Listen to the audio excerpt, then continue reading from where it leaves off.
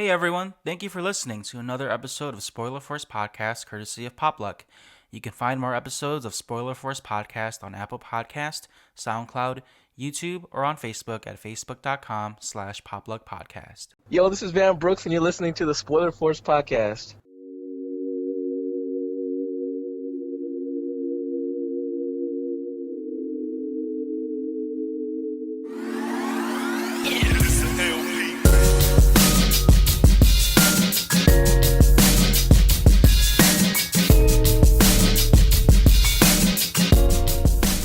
All right, so this is episode 45 of Spoiler Force Podcast. My name is Ricky, and thank you for tuning in.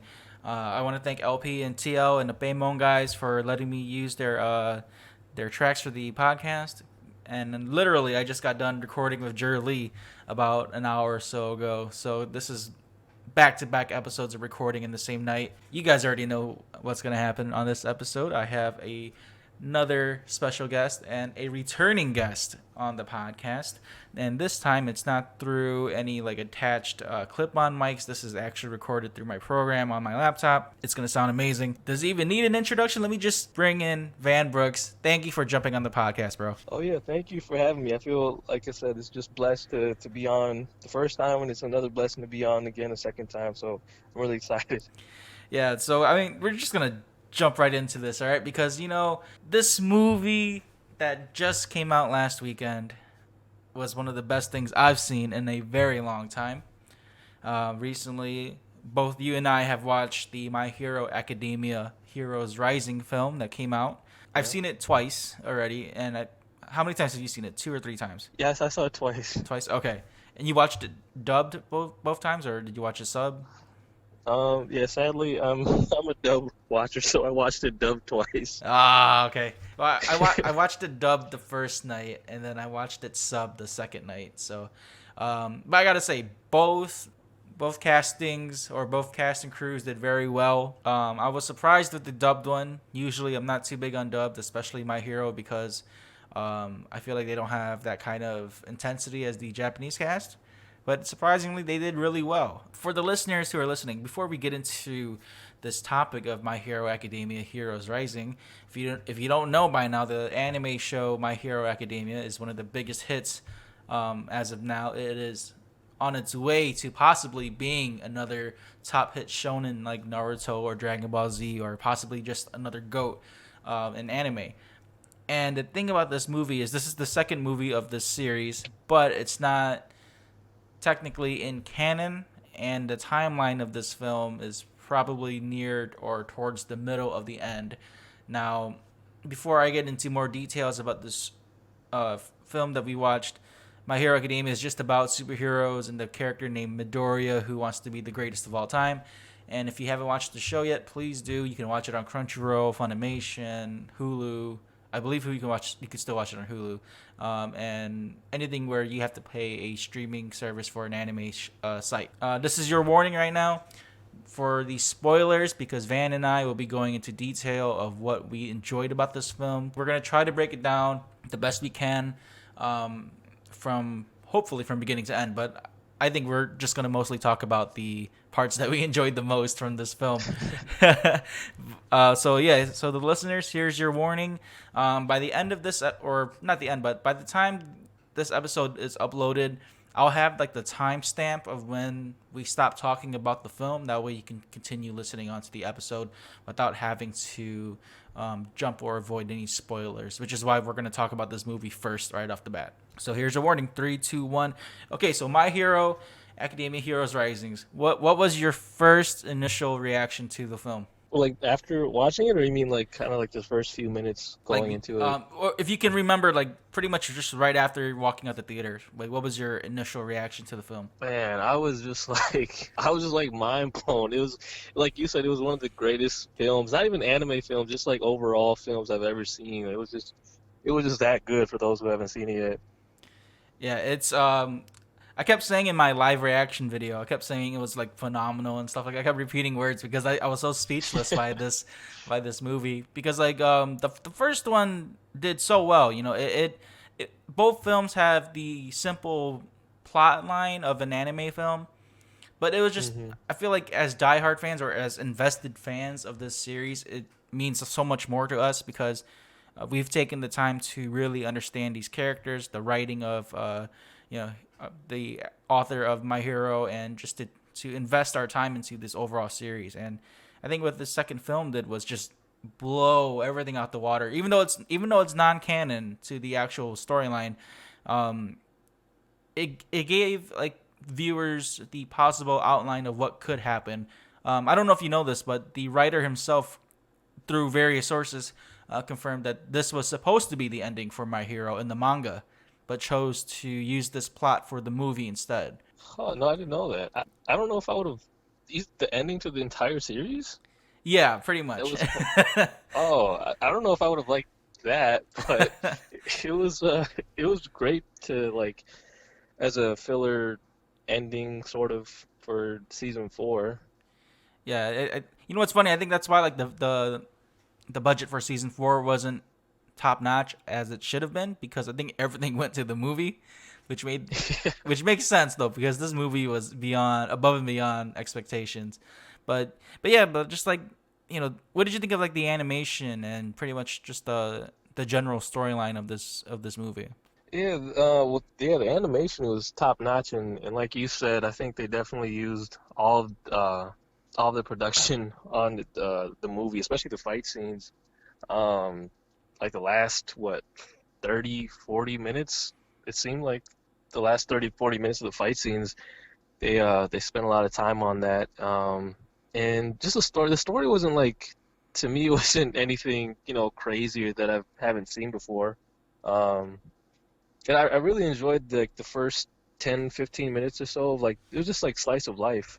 But it wasn't boring though. Like it moved pretty well. Did you catch any of the I guess spoilers from the manga? And I know you don't read the manga, but there's like bits and pieces in that movie that correlates to the manga. Did you catch anything on that, or did you just kind of ignore the I guess the Easter eggs, Um, so there were like Easter eggs for what would be season 5. or pretty much past that? There was okay. I guess you could say there is a little bit of an Easter egg of season 5 in there. If you haven't read the manga, I don't want to tell you yet either. Okay, so what in the movie did you notice that I guess caught you off guard? Was there anything in the beginning that caught you off guard? In the beginning, man. Honestly, when the like the chase scene when they were chasing like the fake Dobby and everything. Yeah, yeah. And pretty much like Ah, when they're man. building the plot because there's like I want to see if you caught those then I'll talk about it. If not, then I'll just kind of let it slide because I don't want to ruin it for you. Damn, no, like, no, damn, I feel bad and stupid because I watched it twice and I didn't catch anything that like caught me. Damn, I want to know, but like I kind of don't want to know because I don't want to spoil it for myself. But you got to tell me. You got to tell me because Okay. I feel stupid for not knowing. No, it's okay. No, because like again for the listeners, I read the manga, so I'm up to date with the latest chapter. I'll give you some of the details. There's one detail in the beginning with Endeavor and Dobby. If you look closely at the beginning shot, Endeavor has a scar on his left eye. That's Uh, actually from a future fight that's going to happen after Midoriya and Gentleman go at it, which will probably be next season. So I'll give you that. I won't tell you how he gets it, but he gets a scar. And then like oh, yeah, and then like you see how Endeavor had like the full on metal suit for his costume. That's actually an yeah. upgrade towards the end of or towards where I'm at in the manga. Wow. Okay, that's nuts. Yeah. So he got a scar from fighting gentlemen? No. It's he fights something else, not Gentleman. Oh, Yeah. okay. I was gonna say gentlemen. I mean, I was gonna Gentleman say throwing hands gentlemen. out there with Yeah, it's just like he's just one-shotting Endeavor now. I was gonna say it's nuts, but okay, that makes a lot more sense. Okay, yeah. yeah, but I didn't even notice. I mean, I noticed like the badass suit; it looked really dope, but I didn't even notice the scar. Yeah, it's a small detail like because the author, I believe, I don't want to mispronounce his name, but it's a Horikoshi. He he says that it's not like both manga and anime watchers can enjoy it, but there's just like details from the manga in there that that manga readers will catch. So like for me, I caught that, and I'm just like, damn, like if only anime watchers knew what we were reading. And then there's like another detail in there. It's pretty obvious that they shown, but the doctor. Did you recognize the doctor? Oh yeah, yeah, definitely. Yeah, The one who told Midori that he wouldn't have any quirks yeah. in So the that was a beginning. Yeah. big. That was actually a big reveal that pissed me off a little bit when they showed the trailer, because I feel like that reveal was too major. Um, because if you read the manga, when you find out about him in the manga, that's where this huge plot twist plays. And I feel like the movie kind of revealed him too soon for anime watchers. Like revealing that he was evil. Yeah, like how he's apart with All for One and experimenting. Wow. For some reason, I thought that they already showed that earlier. Did they not No, in they the anime haven't. or In the no? anime, they haven't. Oh, Yeah, that's the thing. In the anime, they haven't. I believe he was the voice in that radio box that they were talking to. yeah, yep, yep. Yeah, it was him. That was a big, Okay. yeah, that was a big reveal, um, for anime watchers, because like when I went to go watch when I watched My Hero, the movie, the first time on Wednesday, this kid in front of me in the front row, or not front row, but the row in front of me, he literally gasped when he found out when they revealed the doctor. He's like, "Oh my god, he's evil!" I was like, "Yep, Oh, I was like, that's what you get for not reading the manga." But yeah, even as a manga reader, I was still upset at that. I thought that detail was too crucial. I mean, they don't show like what he's doing, but man, for me, I felt like just revealing that he was a part of the league or with All for One, that was too big, because they're nowhere near that in the anime. So that was, oh boy. yeah. So that they won't showcase that until maybe like season 6, maybe 7. Yeah. Jeez. Okay, yeah, that is pretty late in the game. I guess to me it wasn't too much of a surprise because he kind of always gave me evil vibes. He kind of has like a Dr. Robotnik kind Yeah. of thing going on for him. So I was like, this man's probably evil. So I guess to me it wasn't that big of a reveal. But wow, season 6, yeah, that's pretty late in the game. Yeah, but that's pretty much like two of the manga Easter eggs that I'll talk about. Other than that, I don't think they've showcased anything else. Oh, okay. There's one more I want to talk about. Did you All notice right. that Tokoyami was flying around in the movie? Yeah, I did. Yeah, they don't. Was that That's in the manga too. was he not doing that in the previous seasons of in Nope. anime? He was not. He was not flying. He hasn't learned to fly yet. I don't know why that didn't surprise me, but They did it right. It's so casual. You don't notice that he's flying around. It's not a big detail, but it showcases where he's growing, and like that's why they kind of they kind of show Hawks at the end when Hawks comes to Tokoyami to find him. That's their link. Like he goes oh, under training with Hawks.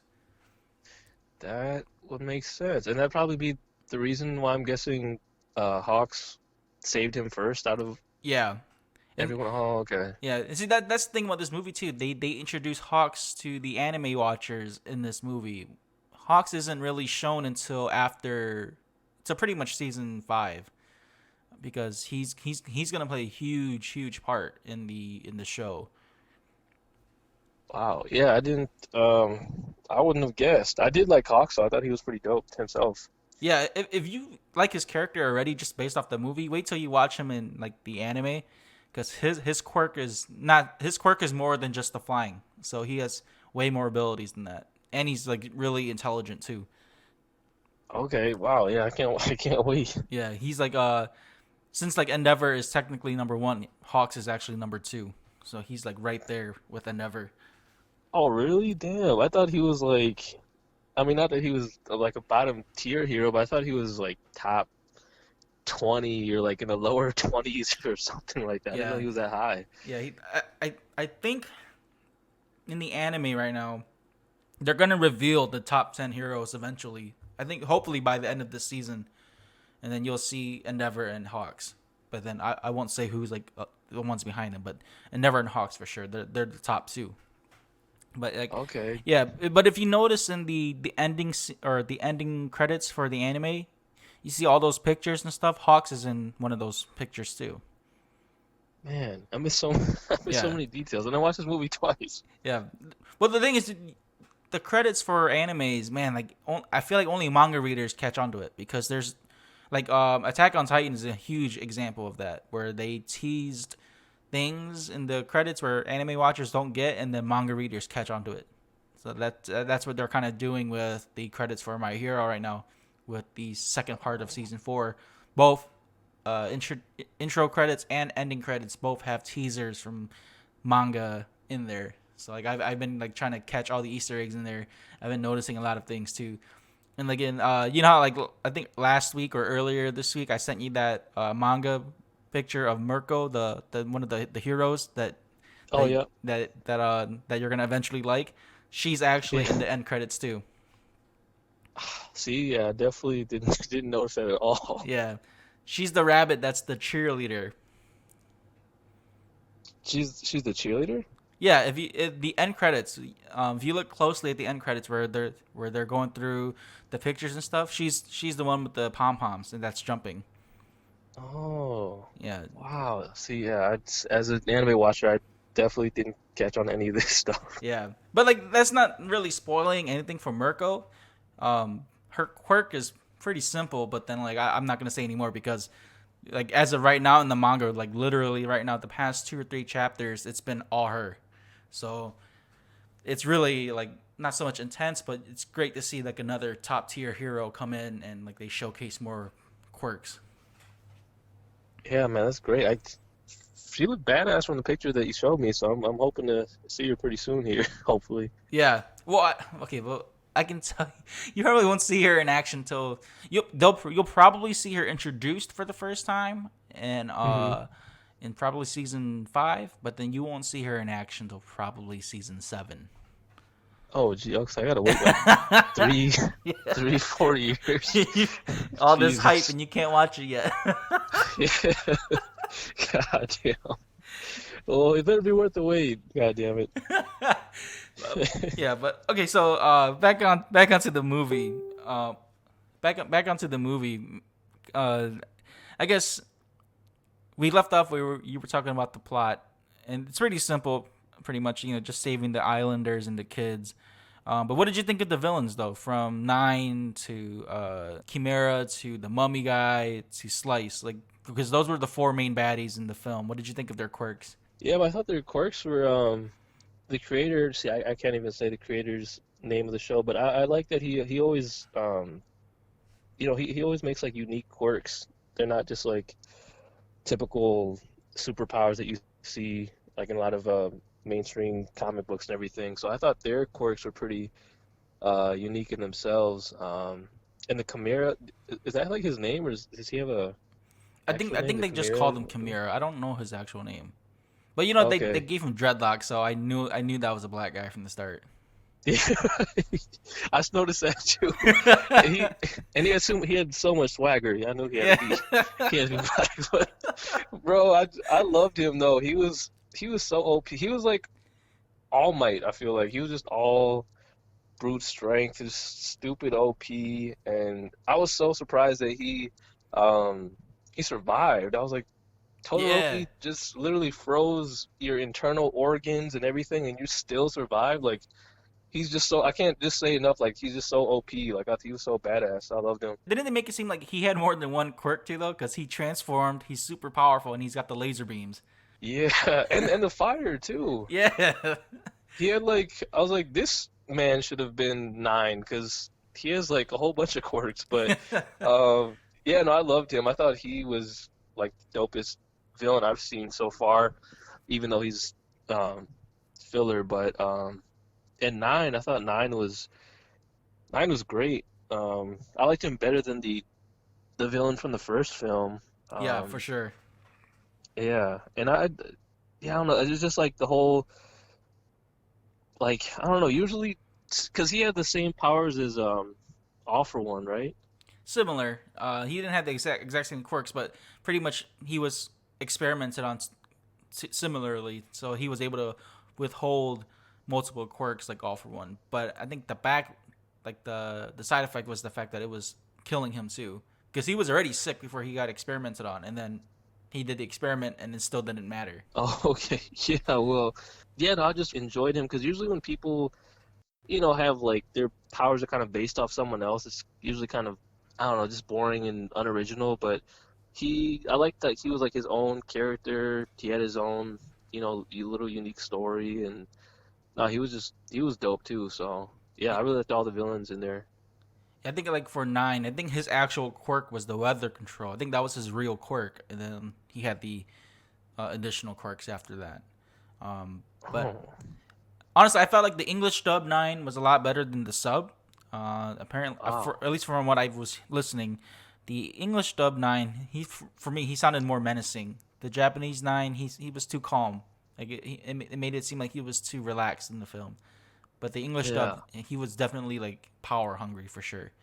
Um, but yeah, man, because like the way how this movie's built up, the first 30 minutes or so is just a slice of life, plot build up. You Yeah. meet the kids, you learn about their quirks, and then you learn about 9, and then bam, it jumps into pretty much all fighting from there. Where no pro heroes on this island, so don't forget that on this island it's just Class 1A, which makes this movie so good. And it's just Class 1A fighting these four major villains. They invade the island. So pretty much Midoriya is on his own. He's looking for the kids. The teams are all divided. So you have like the first main fight, which was Mummy, and he was in battle with Mineta, the Invisible Girl, and Aoyama in the marketplace. What did you think about that? About the Mummy guy's quirk? How he was turning inanimate objects into like living objects? Yeah, no, I loved it. At first, I thought it was kind of limited, just because it was inanimate objects until, he took over Bakugo and was like, I can still. You have a whole bunch of inanimate objects on your person, so I was like, oh, okay, this is actually a super useful quirk. I liked him, and I just like the fact. I just love the part where Bakugo like beat his ass and saved up Yeah, because he was sweating a whole bunch, being having all that cloth around him, right? And then that's when he hit him with yeah. Then the full blast. he let go of the one of his grenades, and then he pretty much just destroyed him. And that just like that was just one of the few major fight scenes for Bakugo. And the thing about this movie was it was so centered around Bakugo for sure. And Yeah. I don't know, man. Like I because of like just that starting scene, I knew that Bakugo was gonna have so much fight time on in this movie because they don't really show him doing anything in this movie besides yelling at the kids, and then he just shows off his skills.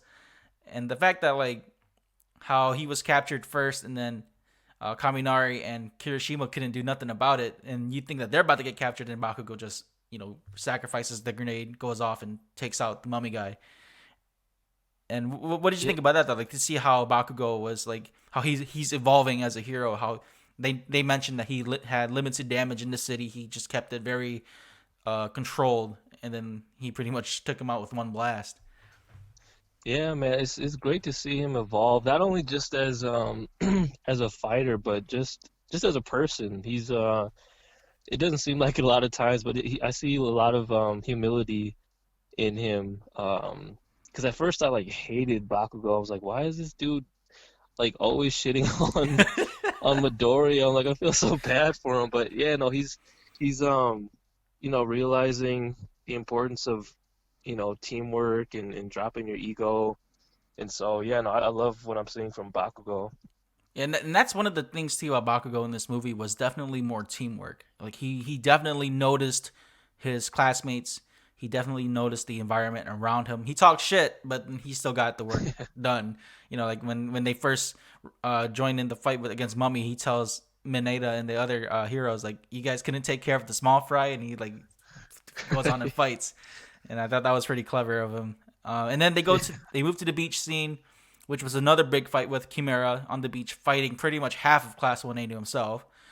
He took on Ida, he took out Sato, he fought Ojiro and pretty much Tokoyami and Sato. Yeah, I mentioned Sato already. He fought pretty much those guys and Todoroki. Todoroki, yep, yep. Yeah, and he pretty much took out what 5, 6 classmates by himself on the beach without even trying.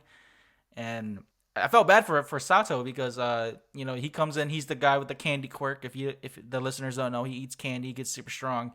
He went in there and just he gets taken out with one hit. I felt so bad for him. Yeah, man. Kamira, like I said, he's just so OP. I love seeing him. I mean, I love the good guys, obviously, but it was kind of dope to see him like just manhandle everybody in technically what was his base form, if you want to call it a base form, I guess. But yeah, just like in his base form, he was just wrecking half of half of the class. So that was fun to watch too. Yeah, and I feel like I, it was good that the film didn't make it too much about him too, because I feel like he could have been his own villain on his own. Like if Oh there hell wasn't yeah. nine or anything, he could have been a good villain just by himself. And I think that's where like it's hard when you have these major baddies like that who are all individually good and who can take up screen time and divide that between all of them. So I'm kind of glad they gave him most of the screen time when he was fighting, but at the same time, like he didn't draw away from Nine's objective. Slice didn't really do anything towards the end. Where we're at right now, it's like towards the middle. So Midoriya runs into Nine in the forest, saving the kids. Then you see Midoriya's new tools that he's using, like the gloves, um, and the air pressure guns, or I guess you could say they're kind of like guns or cannons, pretty much. Hmm. That's going to be introduced either in tomorrow's episode or the week after. Um, that's actually an upgrade to his costume, which was a part of a, I guess, Easter egg or spoiler. Um, and pretty much Midoriya takes on Nine and kind of almost gets wiped out. Nine grabs a hold of him and tries to steal his quirk, and it doesn't work because All for One has to be willingly given, not stolen. And then right when he's protecting these kids, he gets taken down by not one of Nine's quirks, which is like the lasers from his fingertips. And then Bakugo jumps in, saves Midoriya, and pretty much shows that he can take on Nine by himself too. But Nine just had too many quirks on in his tool set, like the one with Yeah. the dragons. That one threw me off too. I wasn't expecting that quirk, and there was a comment I saw on YouTube. They were like, "Dude, the guy can summon Blue Eyes White Dragon. That's not fucking fair." Two of them at that. It reminded me of like Blue Eyes White Dragons, like a Susanoo, but Yeah. like a Blue Eyes White Dragon. So that was pretty dope too to see.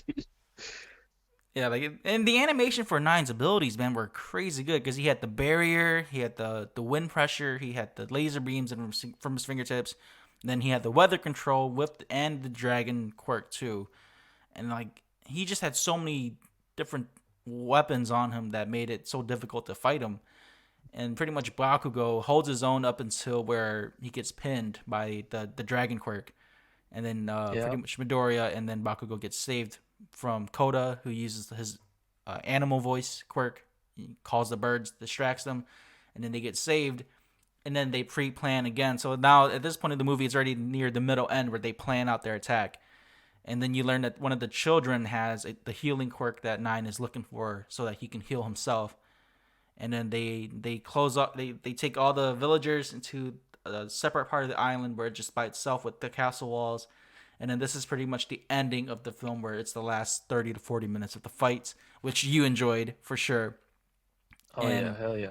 what did you think of like their plan, like how they separated the enemies? Like they start off with Aoyama and what's her name? Drawing a Ah, blank on her name.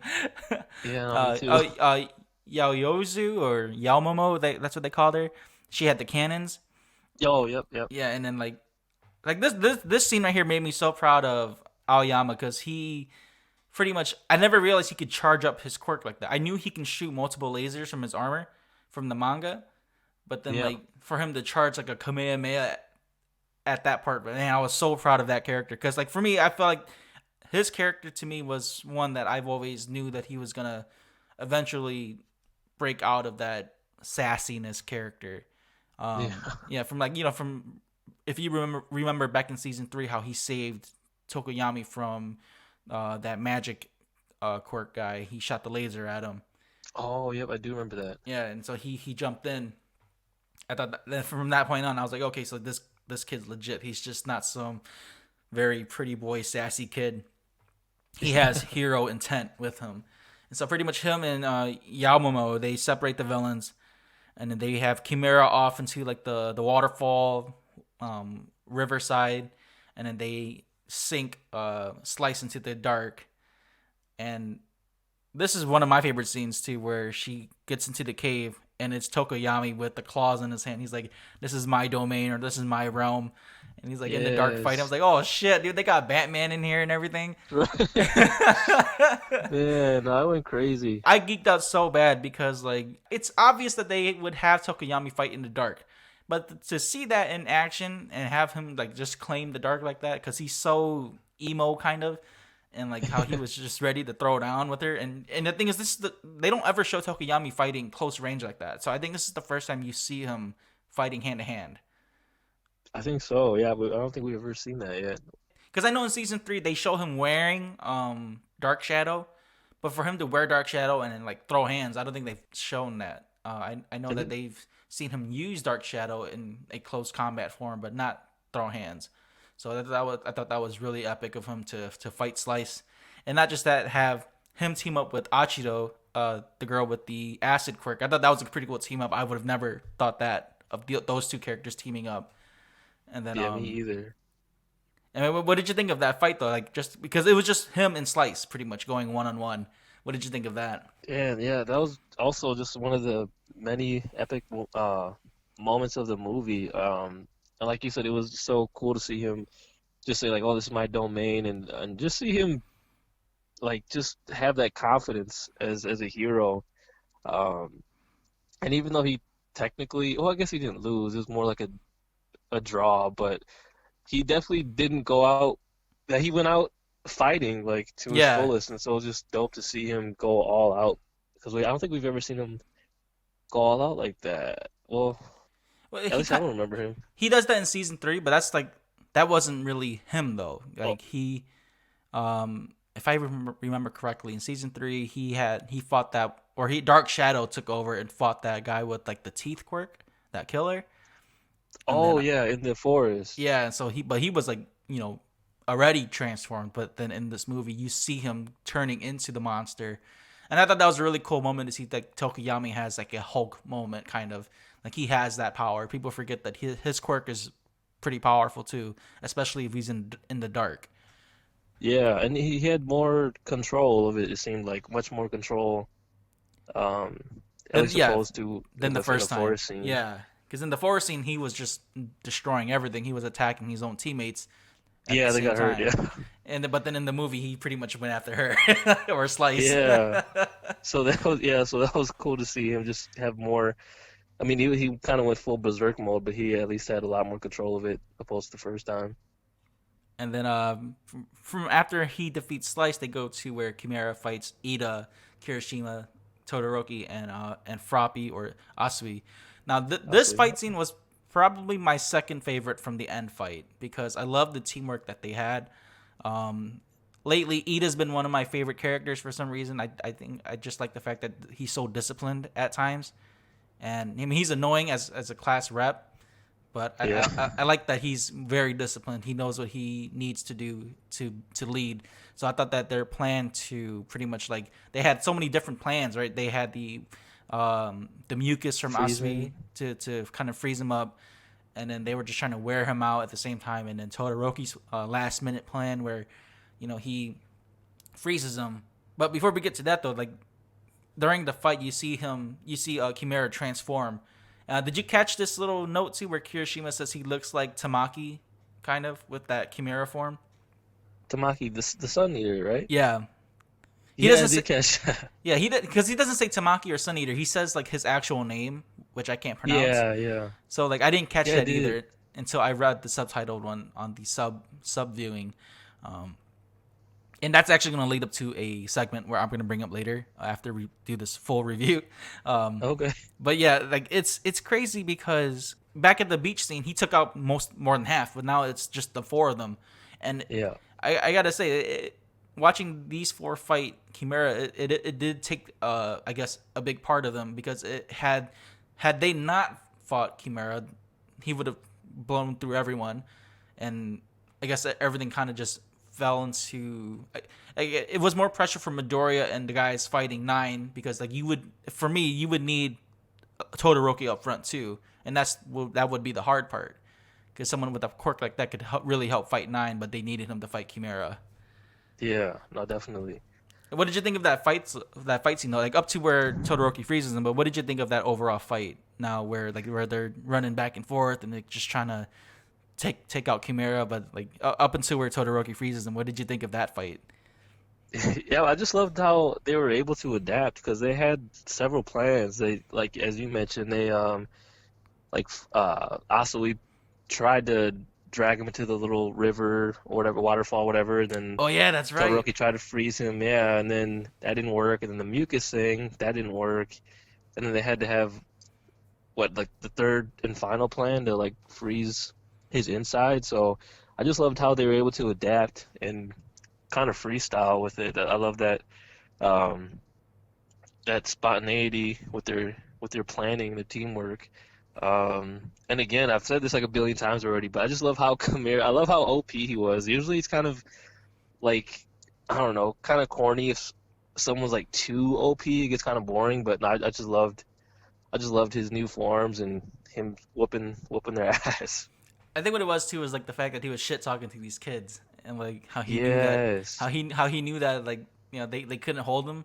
So I think that overconfidence that he had was what made him stand out so well too, because like he knew that each of these kids had amazing quirks, but at the same time he held his own against four kids who are training to be heroes. And I Yeah. think with that was his downfall because like he underestimated Kirishima's hardening quirk to where he did the unbreakable, which I geeked out so bad in the theater when he turned Yo, unbreakable. yes. And like I ever since the whole fat gun scene, Kirishima's been one of my top favorites too, and to see him go unbreakable in the movie was so epic. And then I loved how they teased Todoroki's like flashback of Endeavor training him, right? Where Endeavor kind of hints at him like control your temperature or raise your flame, whatever. And he's like, I'm gonna go and do the opposite and just control my freezing and drop.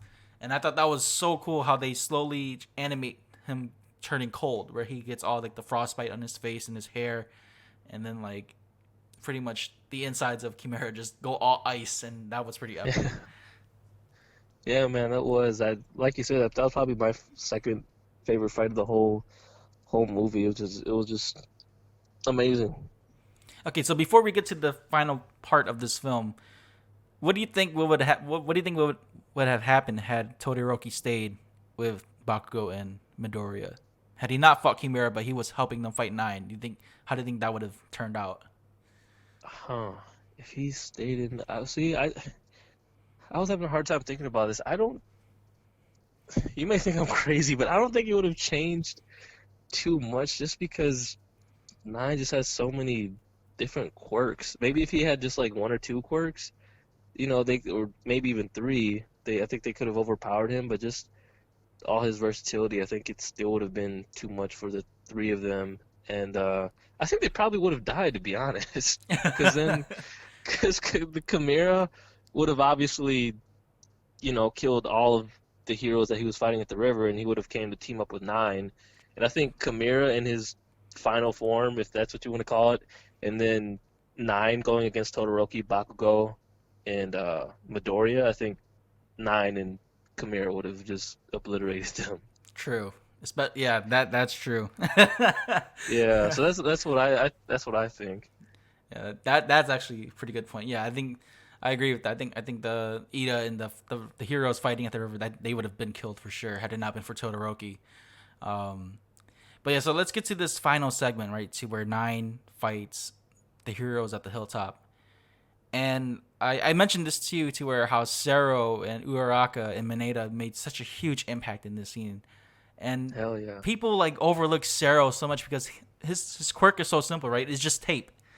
But man, how they made him use his quirk in this movie, how he was swinging like Spider-Man, fighting like Spider-Man pretty much, and like just Yeah. saving everyone around him. I thought that was so epic how they animated his movements, and it was pretty much like Spider-Man. The way how he was fighting, how he was throwing the flying kicks, how he was pretty much swinging and taping up everyone to avoid getting damaged. Then Uraraka went plus ultra and like grabbed all those boulders and threw it at Nine too. Yeah. I thought that was just an amazing moment to see other characters shine like that too before Midoriya and Bakugo go in there and steal everyone's thunder. Oh, no, yeah, and I was just gonna say it was great to see, heroes who usually don't get too much shine, play a huge part in that. Because if they didn't, work together to throw all those, boulders to wear him out, I don't think, um, I don't think they would have won if it wasn't for them tiring out his quirks in the beginning. And like as I was saying, speaking of thunder, what did you think of Kaminari being the lightning rod in the movie? Oh yeah, I was dying. The whole theater was dying when we saw his face. Yeah, it was brilliant, but it was also hilarious too at the same time. Like he had no other fight scene. He just became the tool. I thought that was so clever of them to do it. Like I would have never thought of him being the lightning rod. Like that's what that part caught me off guard. I was cracking up so hard when I saw that scene. Yeah, 'cause I didn't know he could. I mean, maybe I should have known this, but I didn't really. We've never really seen him absorb electricity or thunder before, so Right. It was always just him like charging up his powers instead of like actually taking in a huge amount of power like that. So yeah, it was pretty funny to see that he risked his life being the lightning rod and then pretty much taking all that hit. But yeah. No, that was such it a was clever hilarious. scene. So It clever. was. I loved it. Okay, so pretty much when Nine gets to the fight with Midori and Bakugo, this is where everything just picks up because Bakugo jumps in immediately after Sero, Uraraka, and Mineta do their thing. And Bakugo's, again, he's so fantastic in this film because his fighting style, he's so good at using his quirk to where he can do all the aerial attacks and fight in the air, fight on the ground, and adapt to everything around him. And then Midoriya jumps in, he does the St. Louis smash, which is a technique that's going to be shown later in the anime because that's not actually shown yet. Um, and pretty much they do the X catapult scene. I sent you the link to that video, right? And Yeah, where Bakugo does the X catapult, he twirls Midoriya midair and swings him even harder at Nine. And I thought that yeah, was that so was nice. fantastic that their teamwork, without even vocally speaking to each other, they just Yeah, reacted to each other so easily like that. yeah. And No, it's great to see their chemistry. yeah, what was your thought on their I guess their teamwork? I guess without even conversing or even without even like going into detail working together. What did you think of how they were reacting off one another? Yeah, man, it was surprising to be honest, because as you already know, Bakugo is not really too much about teamwork unless like they absolutely have to. But yeah, and I was surprised how well they worked, and I was shocked at their chemistry because it almost seemed effortless and like flawless the way they were doing it. It was like so beautiful. Like that's the only way I could think of, but it was like so beautiful to watch, like just their movements, and it was so fluid. Everything was so fluid. So that was really it was shocking to see. Yeah, like even like before they get into like the more intense part of the fight, the animation from that scene was already so well done too, to where like you see how I guess how fluid they were Yeah. fighting Nine and how Nine was just busting his quirks back and forth, the barrier, the wind gusts, the lasers, just like over and over again, just the same patterns and stuff. And pretty much like to where they get to the point where these guys can't keep up with Nine because Nine just has too much quirks. And then he Yeah. goes after the kids. And I think this part kind of really shocked me too, to where you see Jiro and Ojiro and Shiro defend the kids off because Bakugo and Midoriya are supposedly taken out. And I thought this scene was really intense for me because you see Shiro, who has no physical quirks besides his extension or his anatomy extension, and he takes Yeah. the kids, he runs off, and like you see him pretty much get shot down so easily, and then he practically nearly dies for these kids, and then he Nine gets up to the kids, and then he grabs the sister by the throat, and then like this scene where this scene I don't know if you caught this, but excuse me, this parallel to where the boy runs after his sister. I don't know if you caught this. He runs after his sister, similar how Midoriya ran after Bakugo in season one. Yes, I did. Hey, I did peep that. That was Yeah, that was beautiful. yeah, because like they had like the low angle, and then he runs after or he runs towards his sister trying to save her, and then it's pretty much that same parallel to where he just took off. He didn't run away. He ran after his sister to save her, and then Midoriya comes Flailing his in. arms. Yeah, exactly. Yeah, he just goes in reckless, and then like All Might, Midoriya comes in, saves the boy, and then Makugo saves the girl, and then this is where like they go round two or round three pretty much against Nine, and like they just go all out, right? Midoriya goes 100% Detroit Smash, doesn't even work. Bakugo goes all out again, and then you see Nine transform to where he had like the purple wings, and like Yeah. he's controlling the weather, and then pretty much he's beating on them again, and then to this last fight scene, you hear the slow music. You see Midoriya and Bakugo, they're at their wits' end. They don't know what to do anymore. They're pretty much captured by the dragon quirk. And then they lock eyes. Then you see Midoriya reach out to Bakugo. And then they kind of know what they had to do at the end. And so pretty much, this is a huge spoiler to the listeners. If you made it this far and you're listening, this is a huge spoiler right here. They, if the viewers didn't notice, Bakugo had a cut in his finger, and then Midoriya was also bleeding, so they lock hands, and Midoriya willingly transfers all for one, or one for all to Bakugo, and then this is where like for at least I don't know about you when you went to go watch it, but the theater where I was at was dead silent, like from this point on. Really? Yeah, it was both viewings was dead silent from this point on, to where when Bakugo obtains one for all, and then you just see them transform, and then like it's so emotional. At this point, I was already crying watching this part. It was just so emotional. It was that fucking song, man. Yo, I love that song. Yo, I didn't even know that song came on in the fourth season. Yeah, it And was when Eri jumped at Midoriya. yeah, it didn't feel the same though. It hit different in the movie because when I heard it in season four, I was like, oh, it's a good song, but in the movie, it I don't know, it just felt a lot different in the movie. Oh, it did. I felt the exact same. Like in the movie, it just I guess it was just the where they were at in the film, because like that this was their Yeah, last ditch effort, and it wasn't like where Midoriya was saving how he was saving Eri.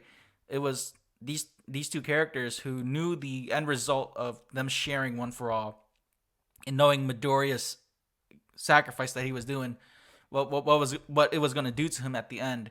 I think that's what made it so emotional, and I think viewers who put their, I guess at least for me, I put myself in their shoes, right? So for the viewers to put themselves in Midoriya's shoes, to know that this was it, like this was the last stand, the last moment you're gonna use your quirk. Everything you worked so hard to get was gonna be yeah, gone within a few minutes, and I think that's what made this scene so emotional, because not only did they fight Nine with the one for all quirk, it's like they both the scene where they do Detroit Smash together. That was such an epic scene, and yes, yeah, I teared up watching that part too, and just to see that these two characters knew like when it comes down to it, when you break down Bakugo and Midoriya, they're just like the typical duo, Naruto Sasuke, Goku Vegeta. These two characters know each other, and even though they don't verbally say that they like each other, they know each other so well. And I think with Bakugo, that's what made me like his character so much, because he knew that what he had to do, even though he didn't want to do it. And yeah, I think Midoriya also says, or was it I think it was Bakugo who tells Midoriya, like, what's gonna happen to you at the end. You're not gonna have your quirk no more. And then Midoriya just accepts his fate. So like and the thing that Bakugo also kept that secret. I love that they threw in that detail to where Bakugo knew the whole time that Midoriya had All Might's quirk. So I thought that yeah, was a very really good detail to throw in to remind fans that why Bakugo had one for all. And then they just go into that last climactic scene. No sound effects or nothing, just straight up music and song playing. But you yeah, see the visuals though, man, like how amazing the animation was, how fast they were moving, how much powerful Bakugo was with one for all with his own quirk. Like oh, the scene where he was melting how he was in the crater, and how he was melting the rocks, and he pushed out the comet. That was fucking yes, fantastic. The way how he was doing that, and then Midoriya with both his arms broken, he's still fighting with his legs and swinging, going back and forth.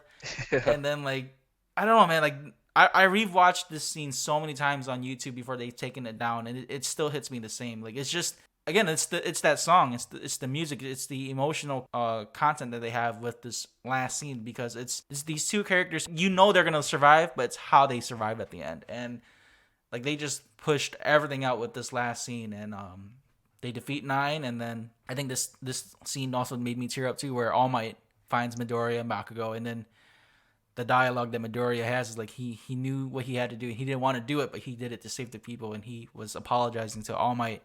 And I was like, damn, man! Like, imagine if that was the actual ending. Had Midoriya lost his quirk and was crying to All Might like that, that broke my heart. I'm like, damn. I cried too.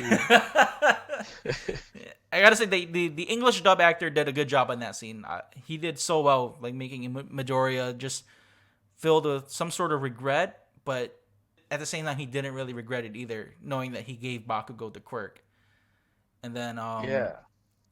well, I mean, I'm talking and describing this whole scene, but what are your thoughts on like just I guess that whole ending scene where they're fighting and just the build up and all of that? I want to know your thoughts too, because I feel like I'm over talking you. No, man, no, I don't blame you. It's a great piece of film. Yeah, man. Well, just to go back to like Bakugo. I thought it was so sweet of Bakugo to kind of like be hesitant to take it, even though he knew how much was on the line. He still cared enough about Midoriya to be like, "Are you sure you want to do this? Like, I know how much it means to you." Like, it almost seemed like he would almost like he was willing to die before he took it because he knew how much it meant to Midoriya. At least that's kind of how I perceived it as, because he was a little hesitant at first, and so like, and just that whole thing of him giving him, one for all, like that was totally unexpected. When he said he was gonna do, he's like, "Oh, I'm gonna do something crazy." I was not expecting that. That was like the biggest twist I've ever seen in recent film. And just the fighting, like it was so, the animation was just, it was so fluid, and um, yeah, man, it was the greatest thing I've seen in film in a long time. Yeah, I think with I agree with a lot what you said with how Bakugo felt too, and I think that's the good thing about viewers who watch this movie. Like, we're so caught up with Bakugo being so prideful and so full of himself, like we forget that he is a good person. He's just a dick at times. And so, and that's where, like, for me, when I was on Facebook telling people like, dude, Bakugo's gonna be the best character in the show. You just won't see it yet because everyone's so caught up with Midoriya because it's about Midoriya. But at the same Yeah, time, people forget that Bakugo he's a natural talented hero. He's just a douche. He the way how he talks, he just comes off douchey, but he's not a bad person. And I think that's where a lot of the respect from me to Bakugo was especially in that movie, how he just, how, again, like how you said, how he questioned Midori, like, when this happens, you're not getting your quirk anymore, and yeah, Bakugo he showed he has to, still cared. yeah, he had to accept the fact that Midoriya was okay with that. I think that's what really got to Bakugo. And then yeah, pretty much the end where All Might was, comforting Midoriya, you see Midoriya obtain One for All again. And I think this is where it's different from what the viewer or not the viewer, but what the author wanted. Because Horikoshi, again, he claims that this was supposed to be the end for it was the original ending, but then with the movie ending they changed it to where Midoriya didn't lose the quirk. All Might kind of does this little, I guess, epiphany or proclamation that One for All realized what they had to do, so the entity of One for All shared its power with both of them so they could win, but it didn't have that consequence to where Midoriya lost his powers. And then this part right here kind of pissed me off a little bit, was the fact that Bakugo was unconscious the whole time, like, or he was already like, he wasn't aware or didn't remember what happened, and that was Huh. like such a low blow to me. I'm like, really, like, way to ruin his character, like. So you wanted him to be conscious during All Might's like little talk with Deku, or? No, I wanted to where like Bakugo remembered him sharing One for All with Deku. Oh, Yeah, okay. because I think the plot was like Midoriya's narration was like he didn't remember that last fight. Yeah, He just woke up with broken arms. yeah, And so like I felt like that was such a low blow and it's such a cop out move because I feel like even though it's not a canon storyline, that would have made it so much more better, at least for me, to know that Bakugo realized what Midoriya was willing to do for him. I think that would have been such a huge dynamic shift for both characters, that they truly understand each other and truly respect each other as heroes and instead of like childhood friends. So I think that was kind of a low blow to me, but it's what it is in the plot. What was your thoughts on that? How he went unconscious or how he didn't remember? Huh. I guess I wasn't too mad at the fact that he didn't forget or that they gave him like plot amnesia. But you make a good point though. Like if he did remember, that would kind of really um, strengthen their uh, their bond that they have, even though it's like in that filler timeline. But still, it would have been a sweet moment to have that in the end of the movie for sure. Yeah, like I feel like that would have been a good ending for both Midoriya and Bakugo. Like if besides the ending that they have, I think that would have been good to have like a end credit scene or some sort of post credit scene where they both kind of just talk when they leave on the boat. And Yeah. so I think pretty much the ending here, they leave the island. The kids see them one last time, and the Midoriya does what he does best, and that's encourage kids. And he tells the kid that he can be a hero. And I think that was such a sweet moment because we look back at season one where All Might tells Midoriya that he could be a hero, and I think that really touched me too to see that Midoriya is he's the one that's telling kids that they can be heroes now, and I thought that was really cool to have them throw that scene in there. Yeah, man, I love that parallel. It's just awesome to see him, like you said, just get to that level where he's now an inspiration to young kids. It was just really it was poetic. Yeah, I think poetic is the word. It was poetic. What would you say was your rating for this film? For me, I said plus ultra out of 5. Plus ultra. Yeah, man, I'd have to agree. I'd have to give it another plus ultra. We're like Bakugo and Midoriya. We're both going plus ultra. And you know what the thing about this film is like I think it was the second highest grossing anime film, just below Dragon Ball Z Broly or Dragon Ball Super Broly. It was like just behind that. Like But of all time? I think so. I think that's what it is. I think Wow. I wouldn't be because surprised. um oh no, I don't think it's all time because there's still the Digimon and Pokemon films. But I think Oh yeah, I yeah. forgot what the charts were. If the listeners know who For Never World is, he's always putting up charts and stuff. For Never World, he's a reviewer, an anime watcher too, and manga reader. He said that there was like I forgot what it was, but My Hero Heroes Rising was like just under. I think it was opening weekend charts. It was Oh, just okay. under Dragon Ball Broly. So for that, that's not bad though. I mean, because My Hero is only just starting and is new to a new generation of kids, but Dragon Ball has the edge with like everyone's been watching it. Yeah, it has like literally decades of work Yeah, over My Hero. So I mean, that's yeah, they're not in bad company at all. I thought that was really good for an opening weekend. And you know what's funny though? They say it's open in select theaters, but from what I've heard that there's like lots of theaters showing that movie. So I don't know. They should have just done it nationwide.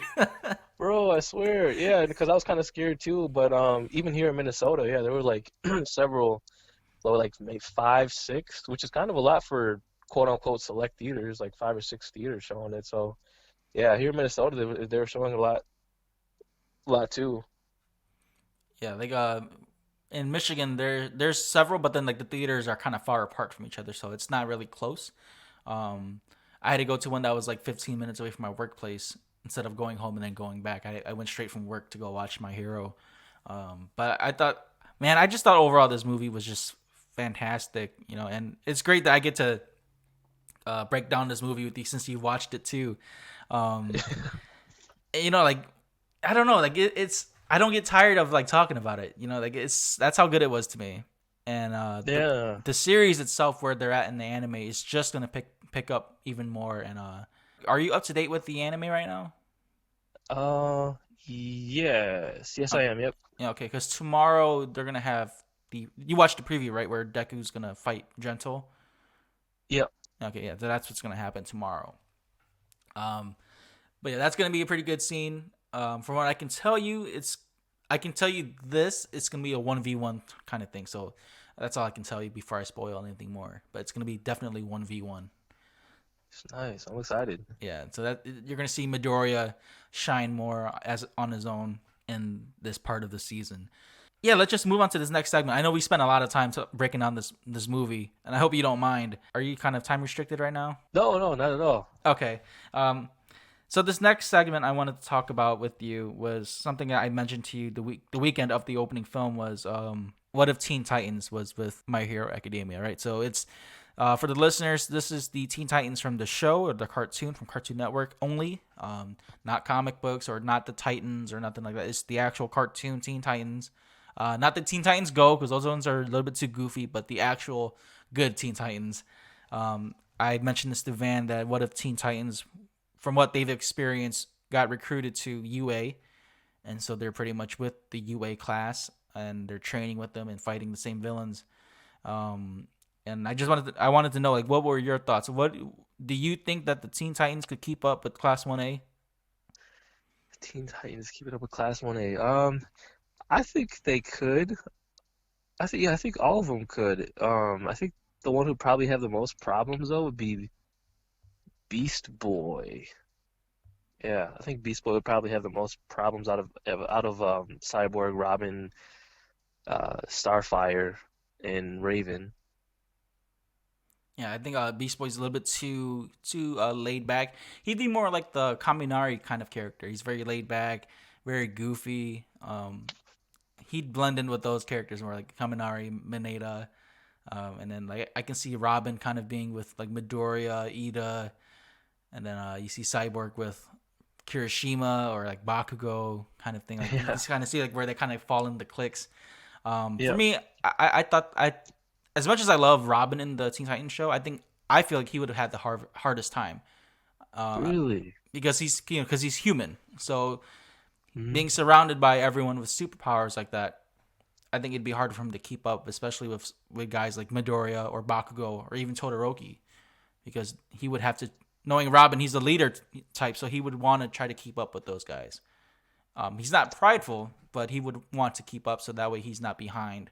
Um, I don't know. I just feel like with even though as much training as Robin has with Batman, it just wouldn't physically. It just wouldn't be enough for him to keep up with the superpower guys. He would struggle in that area. But when it comes to like tactical training or like teamwork, that's all him. I think he'll Oh yeah, definitely take the lead. definitely.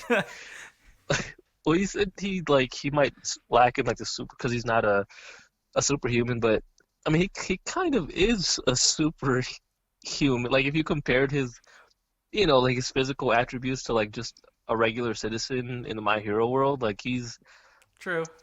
super agile and superhuman reflexes and um for a human kid, like he's incredibly strong, I imagine, and so Well, if you put it and even that though way, he really if you put it that way, I can kind of see it like how when how Togata lost his quirk and how he still kept up with Overhaul. I can kind of see it like that.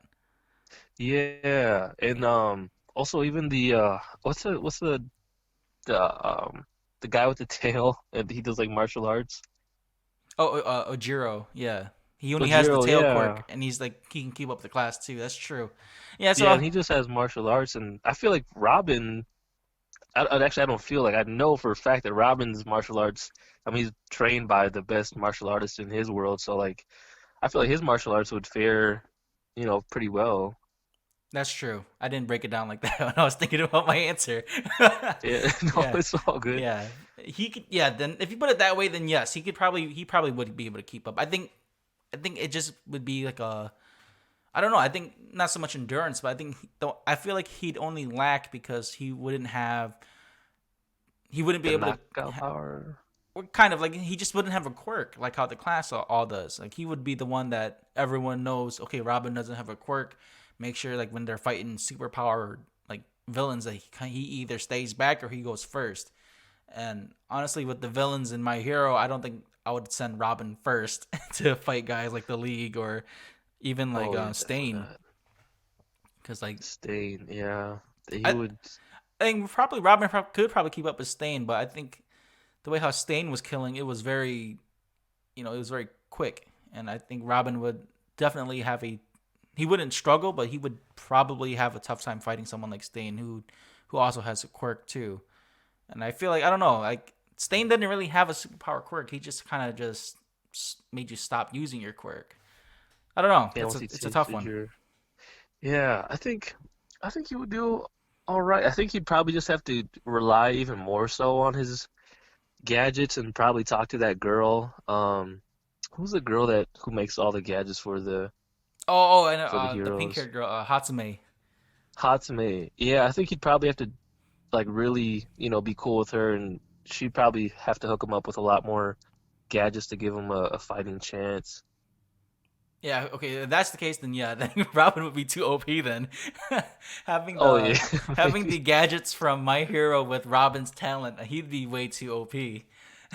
Yeah, yeah, it might be a cheat code, but yeah, that's the only way I could think of. I think, but his martial arts and his strategic planning, I think would fare better than Beast Boy just turning into like regular animals.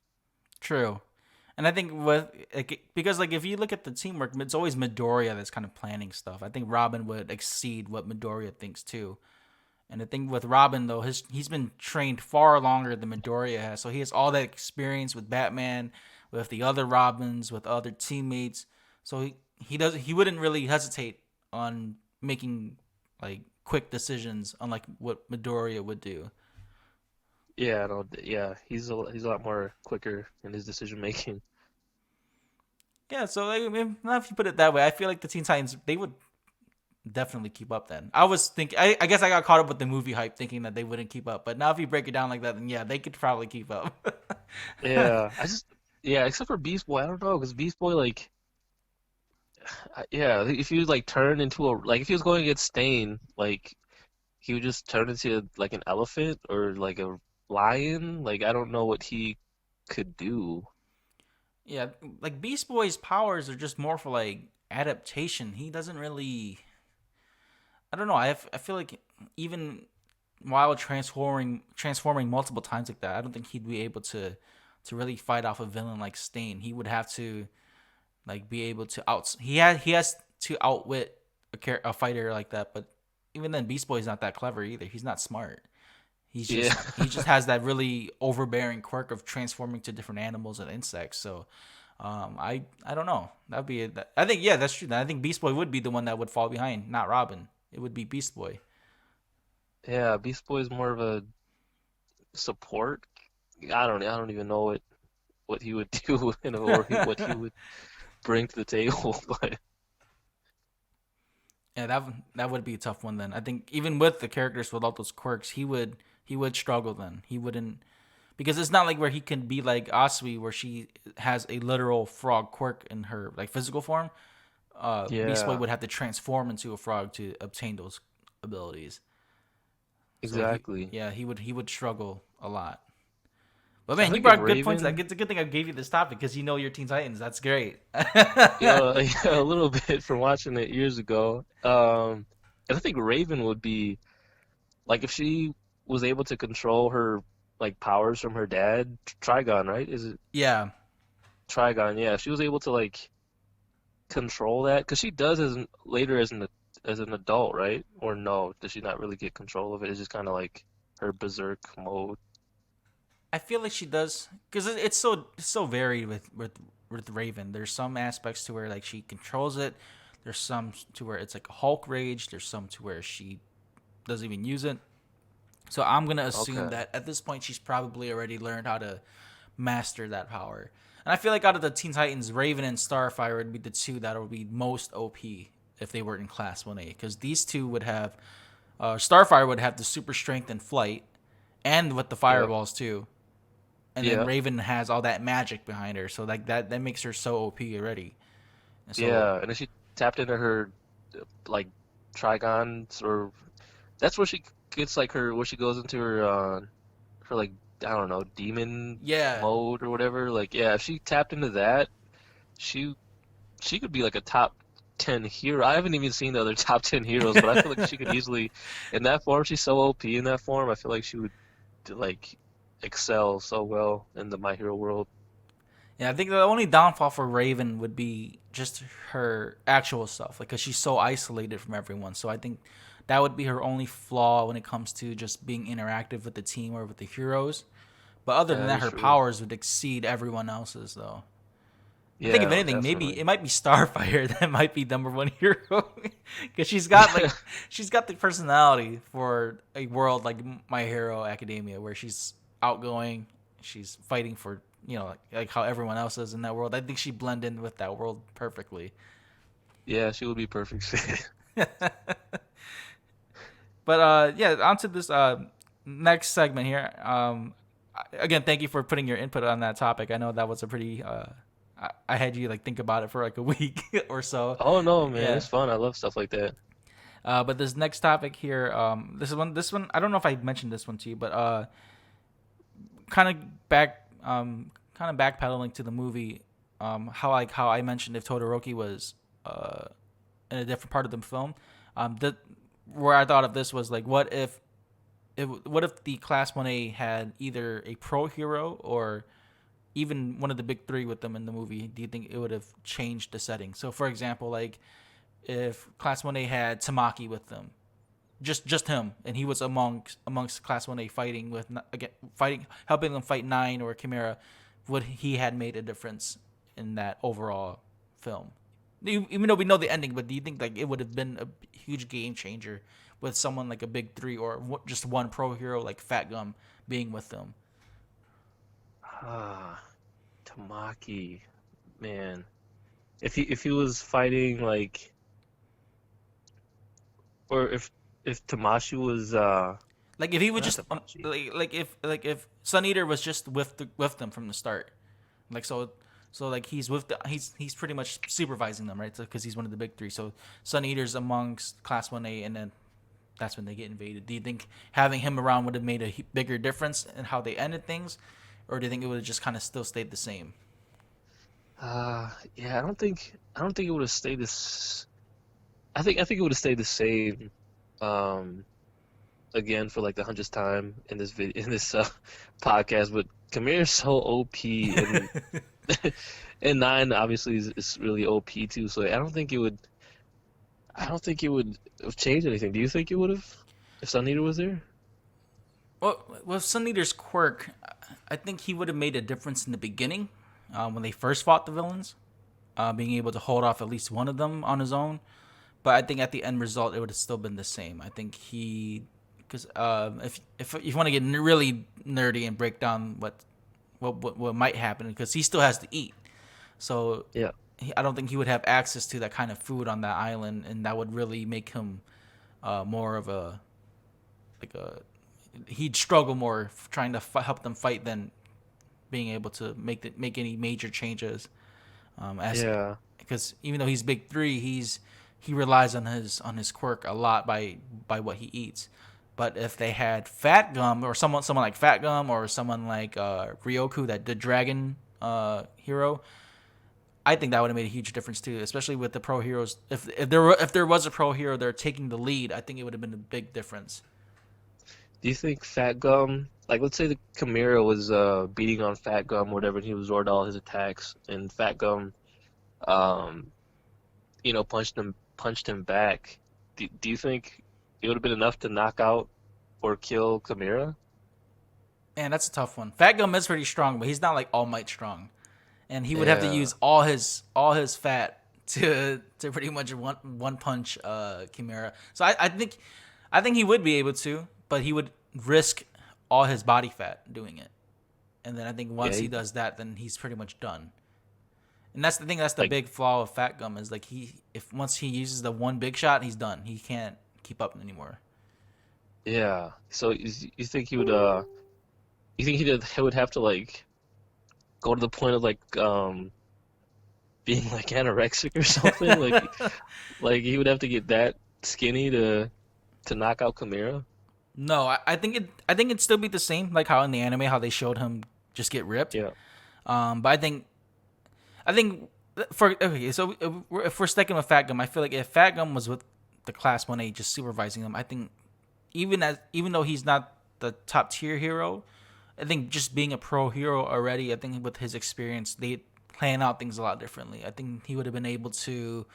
The plan probably would have been similar, but I think he would have been able to isolate the villains even more just because of his experience.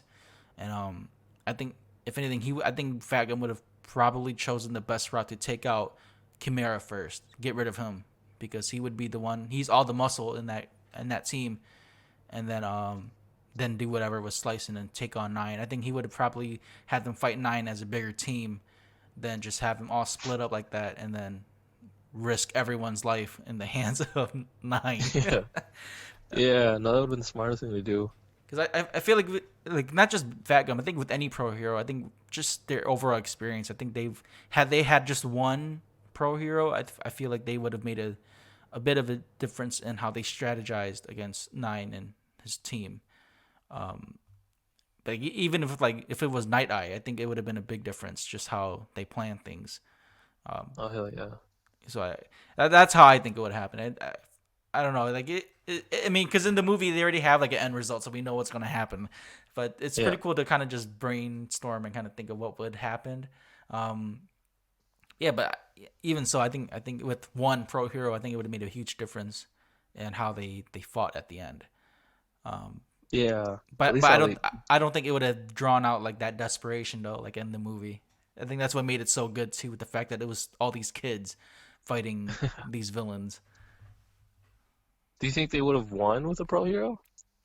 I think not easily, but I think they would have won a lot quicker. To put it that way, I don't think they Okay. would. I think with the pro hero, I think they would have been able to stop Nine before he transformed. Wow, okay. Huh. Like Yeah, man, it would have.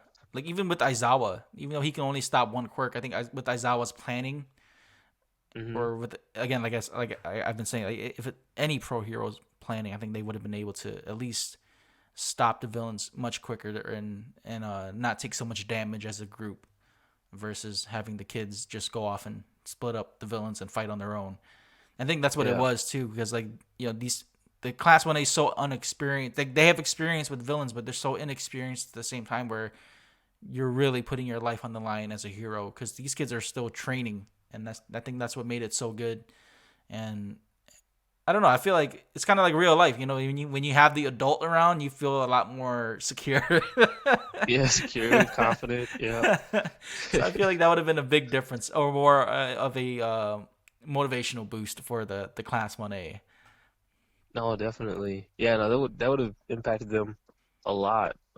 Had one person been there. What do you think if okay? What about this scenario? If Class 1B was with them, so it's both Class 1A and 1B fighting these four villains. So that's 40 kids fighting these 40 villains. kids. Yeah, no, I think then they definitely would have. Well, they just would have had the who's the guy who has like the purple hair, and if he Shinso. yeah, Shinso, as OP as I've been saying Chimera is, if Shinso just had Chimera answer a question, that would have, or if he had just had Nine answer a question, like it just would have, the movie would have been like 20 minutes long. Shinso would be the number one hero.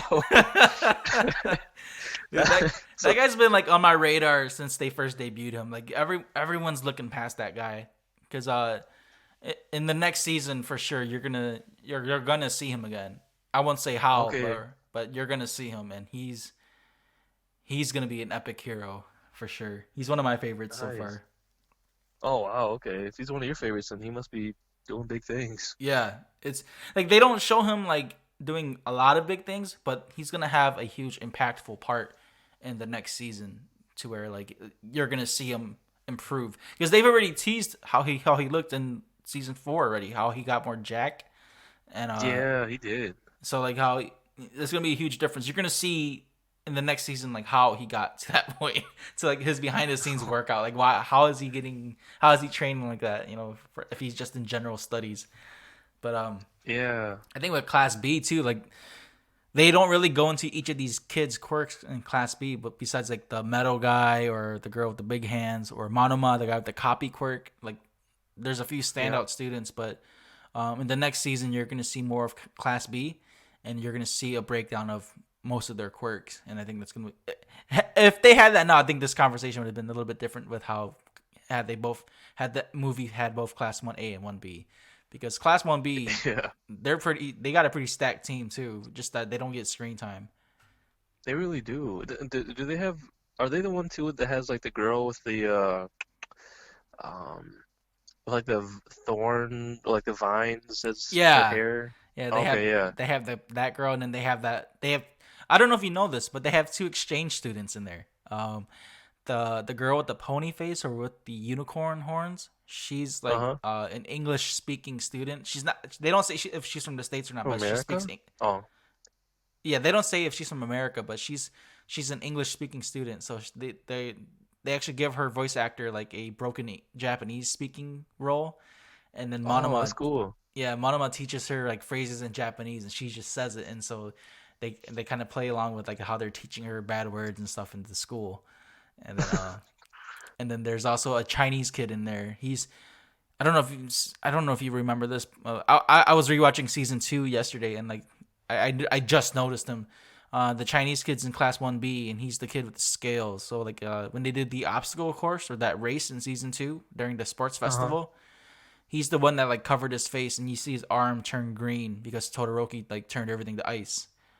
Oh, yeah, yeah. Okay, so he's from China? Yeah, he's the Chinese kid that's in UA. Nice.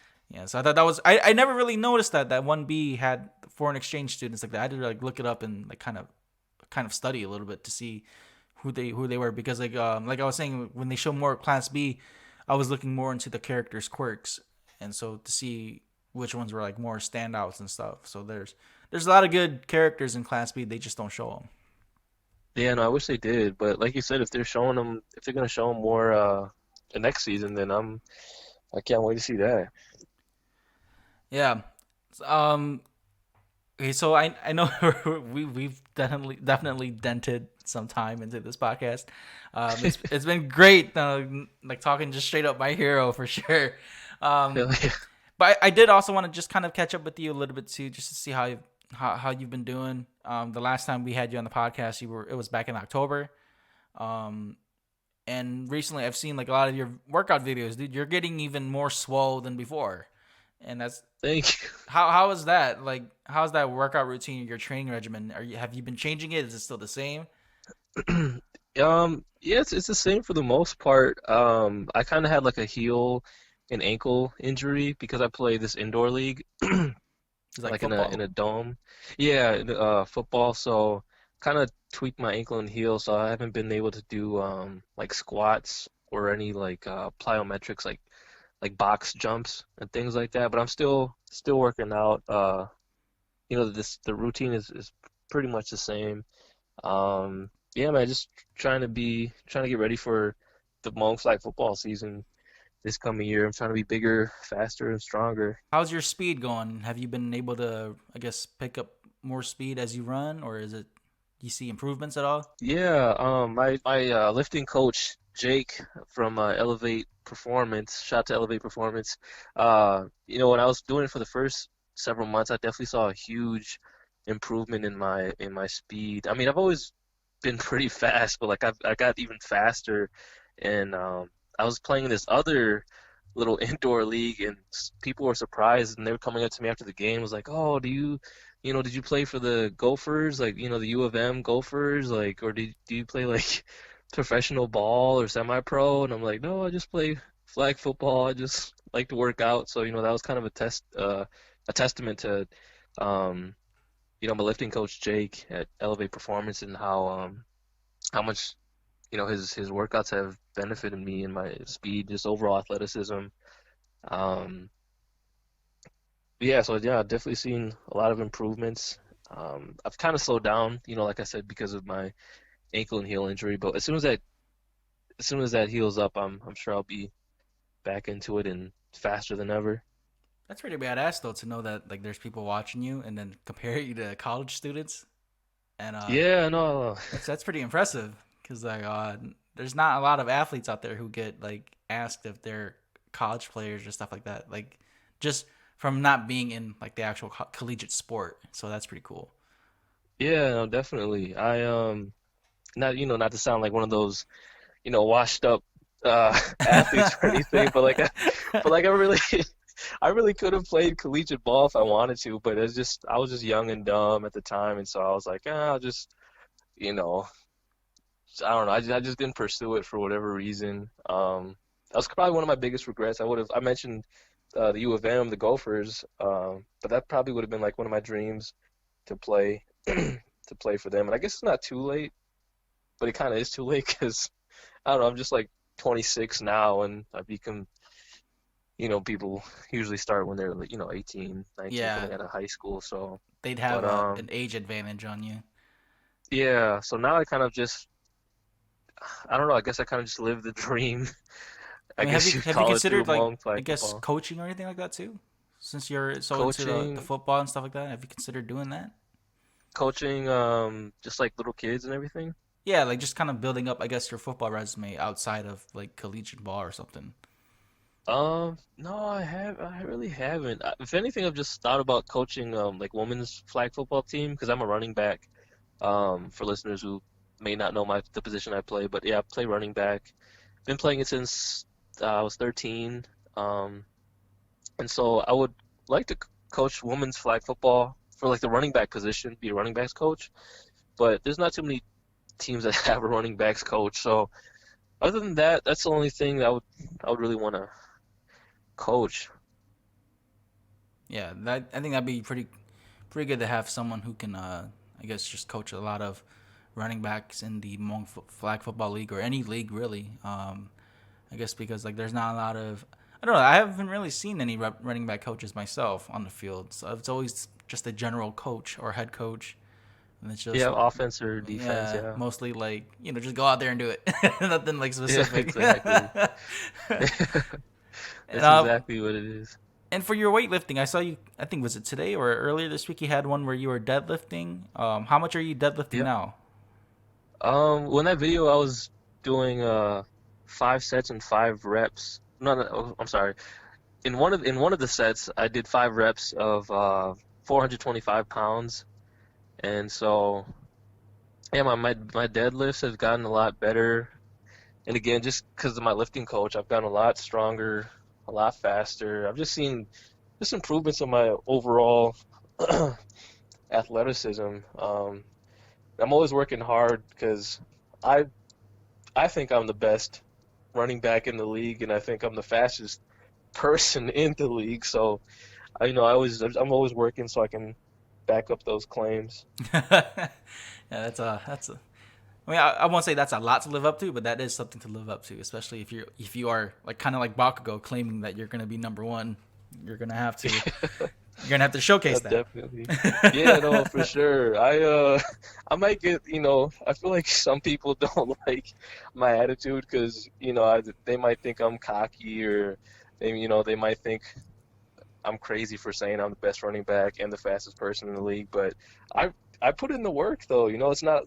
It's not false confidence. My confidence is backed up by hard work. As you've seen, my videos and I'm not one of those guys. There's a lot of guys in the league who like 2 months before spring comes around, they're like, okay, now I got to get in shape or now I got to start hitting the gym. But as soon as the season ends, like I'm back. I'm back on the grind. Not even back on the grind. I just continue. Like I don't stop working out. So Yeah, I'm that's always how I'm that's always how I working. was. Stopped once the season ended. I was like, "Yep, I'm done." Oh, I'm guilty of that. I mean, no, it takes a lot. It's not easy because if it was easy, everyone would do it. So I'm just I'm glad I'm one of the guys who I talk the talk, but I walk the walk because I put the work in. So Would you say training in off season was more, I guess, difficult than training for the upcoming season? say it again. So training in the I off guess season. once this would you say was it harder to train after the season was done than than preparing before it came back up, like months out? For, I That guess was how I can word this, like I guess for like when football season ends around the summer, right? So you have like from fall to winter to relax or train. To train during those times for like the spring, was that harder for you to do that, or was it just pretty? You just kind of kept it consistent from then. yeah. I've always kept it consistent. So it was never really too much of a difference. Okay, that's pretty good then. To still maintain that kind of mentality. I think for me to have a long break like that, yeah, I would have been done. Yeah, no, that's like I said, it's like 98% of the league, and Um, yeah, man. So I have a lot of critics, but a lot of my critics, or almost all of my critics, I know don't work as hard as me, and that's one thing I pride myself on. Just, aside from my skills and talent and speed, I think one of the big things I pride myself on is how hard I work. So yeah, that's like kind of a thing of mine. And I also know that you've been, I guess, alcohol free for quite some time now. What's the total time on that you've been alcohol free?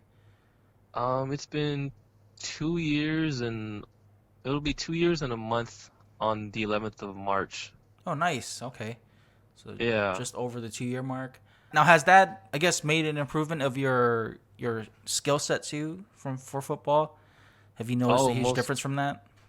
Oh yeah, most definitely. Because I used to, be a workaholic like this in the gym. I used to be a gym rat, from like eighth grade all the way up until, my senior year of high school, and then my other years of flag football until I turned the age of 21. I was one of the few kids who actually waited till they turned 21 to drink.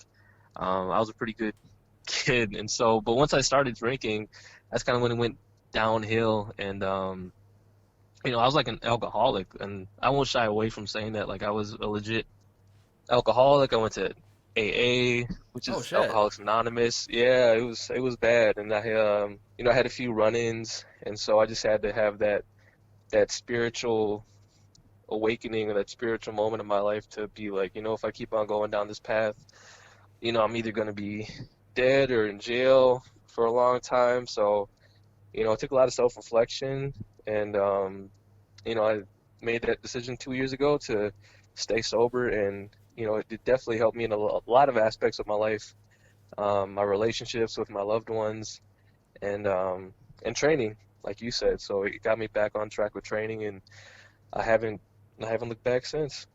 So And yeah, it's definitely helped me a lot in football. that's amazing right there. I feel like a lot of athletes should kind of look at it like that if they're trying to be trained or training to be as best as they can. I feel like like alcohol is something hard to give up because I'm not gonna lie, I have a hard time still giving up drinking from time to time. So it's Yeah. I don't know to I guess just to stay sober, like completely free like that from after being an alcoholic like that. It's that transition must have been incredibly tough.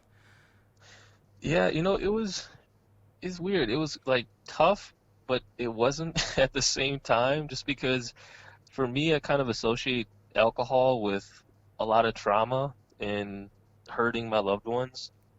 Um, but then of course it's a little hard too, when you're out at parties and um, in bars or whatever, and like you see everyone drinking and you're literally the only sober person there, which is why I kind of stopped going out a lot, just to kind of avoid that. But now I'm a lot better.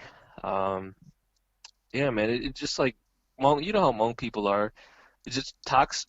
Like drinking is really toxic in our community, and like that's Yes. like a huge issue, I think.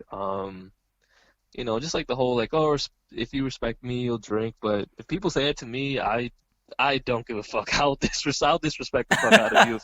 Like I just won't drink. I'm the So like, exact same. Fuck that shit, man. yeah, That's like man, the it's worst like, thing you could say to someone if you respect me or drink this. Like, no. yeah, like, like you should respect my life decisions, and if my life decision is to not drink, then you should, respect that. So That's true. Yeah, that yeah, is so true. yeah, so it's but yeah, no, it has been too tough on me, especially now that I'm at the 2 year mark. It gets easier along the way. And I guess with that in mind as well, has that you weren't teaching or being like a class rep or sub during that time of I guess your alcoholism, was it? Or did you stop doing or did you go into the school stuff after you were sober? No, I was still doing it. Yeah, I was still an educational assistant during that time. I wouldn't do it like during like school nights and everything, but just when it got to the weekend, that's when I knew I could, kind of go crazy. And then, Monday through Friday I was good, but it was just like a lot of, binge drinking during the weekend and, um, just anytime I didn't work. And being sober now, has that helped you? Like, I guess with the whole educational stuff too. Have you seen differences in that too? Um, you know what? Fortunately, I never let that get in the way of me as an educator, I guess if you want to call me that. Okay. It never got in the way of that, so haven't really seen any improvements. I guess the only thing I could say now that it has helped me in is like, because a lot of kids they partake in drugs and drinking, so like if anything, it just makes me feel better about like telling kids like, hey, stay sober, like don't do drugs, because I can walk the walk, because like I really am sober, so I feel better when I tell kids like, hey, don't drink, don't smoke, because I don't smoke. I've never smoked, I will say that. Um, and so yeah, I think if anything, it's helped me in that sense of feeling better about telling kids to stay away from drugs. And I think that's really cool too, how you're able to teach or you're a part of like educational programs for kids. Are you only dealing with, I guess, like little kids, or are you with like dealing with high schoolers too? I'm doing with high schoolers. Yep, I work at a school. It's like a special school too for high school kids with behavioral issues and learning disabilities. So that's why you keep getting called out by these kids. Yeah, no, some of them are pretty wild. They'll be calling me some crazy. They call me some crazy, like they'll call me like a bald-headed bitch and like Oh shit! just all the yeah, no, it's crazy. But like I know, but they kind of say it in like a way of like how like your friend would say it, like they're Right, like it's like a cussing you roast out, but kind it's of. yeah, so like it's kind of affectionate in a way, as weird as that sounds. So I guess where I'm coming from was like it's where you get like the athletic challenges, right? Because I think earlier today you said about you dusted a kid in a race. yeah, they're always trying to test me. They think they're strong because I'm part of the weightlifting club too. So like they'll always try to like say they can out deadlift me or beat me in a race or you know beat me in a squat. Like they're always testing my physical abilities because I don't know. I guess I'm like a shorter guy too, and a lot of the kids are a lot taller than me, so You they blend always in think right I'm with them. yeah, exactly. Who let this kid in here? Yeah, right. If it wasn't for the beard and the bald head, I'm sure I would get mistaken a lot for a student there. And I think that's so great that you're able to be in that program because not to sound weird or anything, but like to see My Hero Academia being such a huge part in both our lives, and you're hmm kind of like the Aizawa or the class rep to those kids. And I think this place is Yeah. it's such a huge like real life application, to see that you are the one that's going to be telling these kids that they could be heroes, if you will. And I guess ending with My Hero, do you feel like My Hero Academia has helped has helped you look at these kids, I guess in a more like teacher student kind of manner, like you get what I'm saying, like you're able to you Yeah. feel like you kind of see yourself as like, oh shit, like I'm that character now, and it's my job to, or it's an obligation of mine to be able to teach and guide these kids like how like how Aizawa would with the characters in My Hero. Yeah, no, I definitely see the parallel from the anime in my real life, and I apply it. Yeah, and I really do feel like I'm All Might to these kids. Just trying to lead, just trying to have them build that confidence in themselves, not only as scholars and students, but just as young people in the world, and it just brings a lot of joy to my heart. Kind of just sending them off into the real world, getting them ready and prepared for college or whatever they want to pursue afterwards, and it also applies to my training too, just the plus ultra attitude with my training. If I don't feel like going to the gym, which a lot of times I don't feel like going to the gym. I hate training. As much as it seems like I like training, I really hate it, but it's got to be done. So those times I don't feel like going, I just always have that plus ultra attitude, and I just think like I really think just like Midori, I'm like, what would All Might do? And I'm like, All Might would train tonight, so it pushes me in a lot of ways in life. So in a lot of ways, I owe a lot of things to My Hero Academia.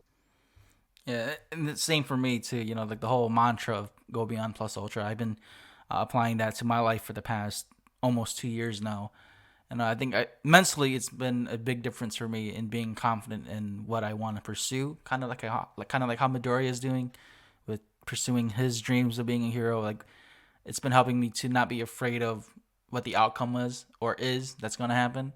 And like even something simple like podcasting, you know, go beyond plus ultra has been helping me a lot with that. Just being confident in my skill sets, being confident in my conversations, being not afraid of asking people to be on guest spots, like how you're on my podcast right now, you know. And it's, I don't know, people take a look at anime like it's goofy and stuff, but there's real life like comparisons and parallels to it, to what even adults like us can apply and use in our daily lives. Yeah, no, definitely. That's anime's life, bro.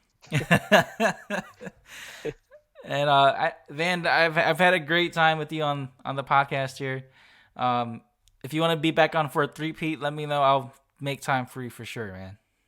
Oh man, I would love that. And I just want to say, like, I'm so proud of you. I've always been a fan of you as a person and your content, like from day one. And so, I just like you just keep on continuing to make strides in these in the moves and having these people on your podcast. So it's a great thing to watch. I'm just blessed and honored to be a witness to it all. Yeah, thank you, and that means a lot, especially like again, like seeing your content from the beginning too. And it's very inspirational to know that there's someone out there that knows my work and that's acknowledging my work. Sometimes like and you'd understand that too as a content creator when you feel like there's no one watching or listening. It's good to know that there's at least one person being a part of that, and thank you again for that.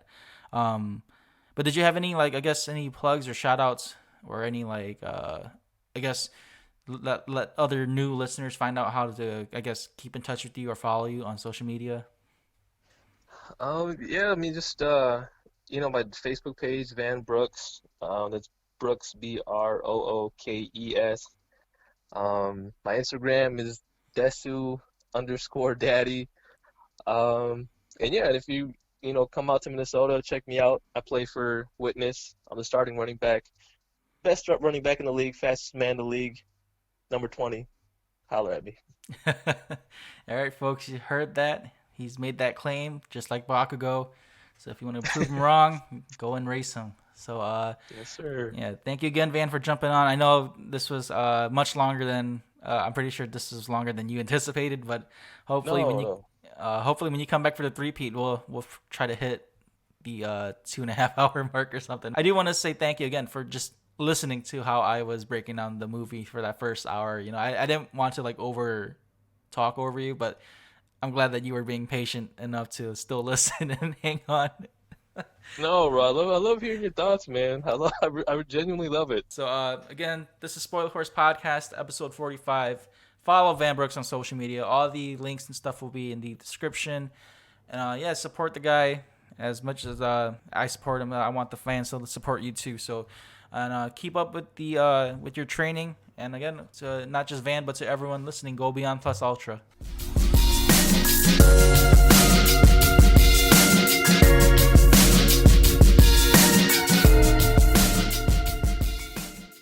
If you enjoyed this episode, make sure to subscribe, follow, like, share, comment, and rate Spoiler Force Podcast.